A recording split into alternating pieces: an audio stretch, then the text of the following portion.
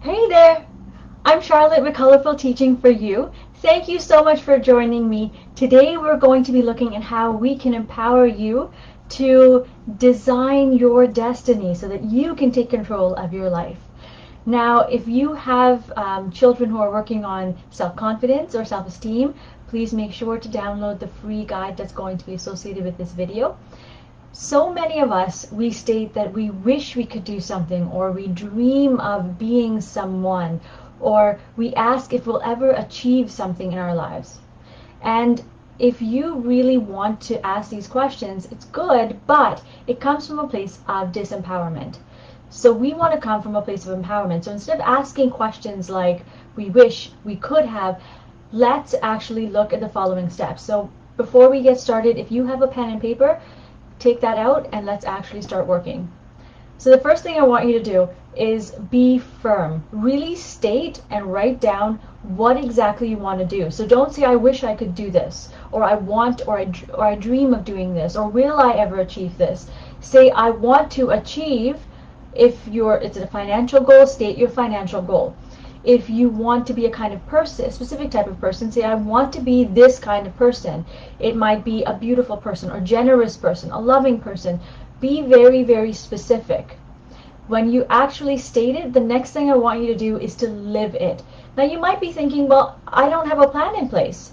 That's okay, you don't need a plan. In fact, it's better not to have a plan, because when you take that first step forward, that's when things start to actually come together, and that's when the plan will show up in your life. So if you want to be a generous person, then I recommend that you actually get out there and volunteer. Or if that's too much to look for, then actually start to maybe go and help a neighbor or someone in your neighborhood or your family, but actually take that action of going and helping someone. If you want to change something and feel better about yourself externally, then maybe make a little change. So if it might be changing your wardrobe a little bit. For me, yesterday I talked about this, I did my eyebrows. So what exactly would help you live out your goal? The third step is to design it. And what I mean by that is, instead of going through social media or flipping through emails, what I want you to do is block out a little bit of time and actually work on your goal. So, or like what I just said was to get out there and to live your goal. So block that time out that you're going to live it. Okay? So the reason I'm telling you to do that is because so much of our time is spent serving other people. So much of our time is spent living out our lives for others. I want you to live your life up for yourself, because when you're going through social media, you're looking at everybody else living their life, but you're not really living yours. So get out there and do that today. The third or the fourth step is to plan it out. So what I mean by that is, if you have this big dream, which we're not going to use the word dream because that's, a Disney term, but we're going to use the word goals. If you have a big goal, then actually take some time and write down everything that you want to achieve so that you can actually get to that destiny. Write down all of those steps. And if you are looking for some support, then I've got a free guide that's going to be associated with this, a free planner that's a little bit more of an overview, and a paid one that's a little bit more specific. But either one is going to help you. Okay? The fifth step is to stay motivated. This is the hardest one, because a lot of us, we get really gung-ho and all excited about starting, but when we actually go through and gain momentum, things don't always go out as planned. So you might start like this, and then you might go whoop down, and then you might start to do a little bit of a jiggle here and there. So what I want you to do is find something or someone that's going to motivate you. Can you call someone up who's going to say, hey, I know this sucks, but you got to keep going. So find some way to motivate yourself, especially when it gets rough for you.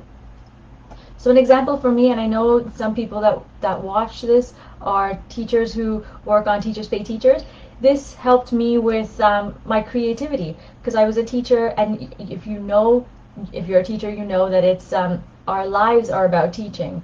So you go to work, even before you're thinking about your students, after you're thinking about them, and you're then creating plans for them and cutting up things. So for me, it was the entire day was all about teaching, and I didn't get time to figure out how I could be creative until I found Teachers Pay Teachers, where I could create resources for my students to meet their specific needs and help other teachers. So what exactly is going to bring out your destiny? What's going to help you gain momentum? So let's recap really quickly. You need to be firm.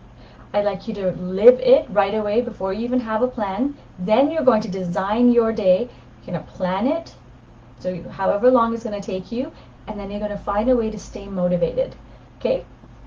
Those are my 5 main steps. If you have any questions, please do feel free to contact me anytime. And my hope is that once you go through this, your excitement for life is just going to increase, and your self-confidence is going to increase, and what's going to decrease is that worry or that feeling like there's a gap in your life. Okay? And again, if you need extra support with self-confidence, there's a freebie that's going to be associated with this video. And if you found this video exciting or helpful, please share this with loved ones. And in the meantime, remember to create, experience, and teach from the heart. Thank you so much for joining me, and I look forward to seeing you again, same place, same time next week. Take care. Bye.